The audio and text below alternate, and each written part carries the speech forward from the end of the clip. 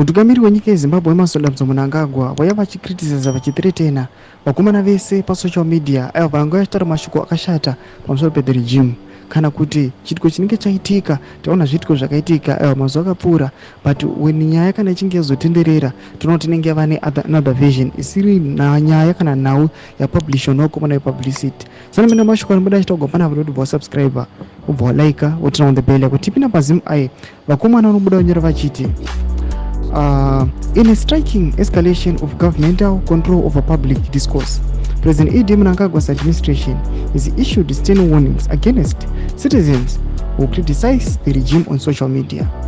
This move is seen as a part of a broader effort to stifle dissent in Zimbabwe, where freedom of expression is increasingly come under threat. Tomashwa tukaona ari kuda chitoko pana papazimu achiti aiwa tukamiri wenyika vanouya vachiti aiwa vanhu vese vanoda kuthreatena the regime kana kutaura zvakashata kana vanhu vese vanofambisa mashoko enhema kune dzimwe nyika kana zvinenge zvisiri izvo zviriitika munyika yeZimbabwe. Vakomana ava aiwa pane makonsekwensi avachasangana nawo.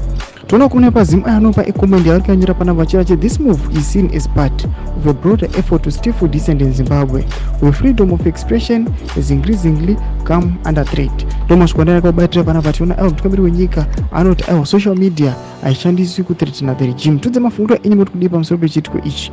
Ndango message medu musama subscribe or like, on the bell icon.